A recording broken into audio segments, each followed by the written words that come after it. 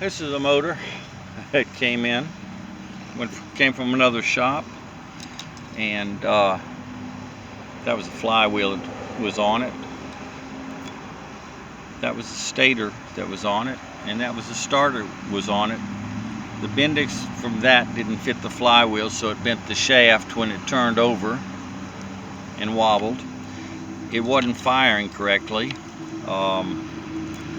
and we were going to blame it on the magnets not being there or the stator, who knows.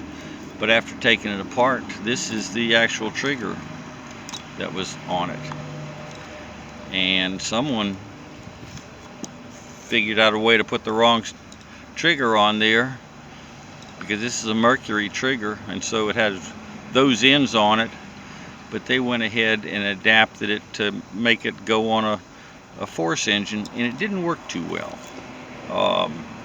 Didn't work at all.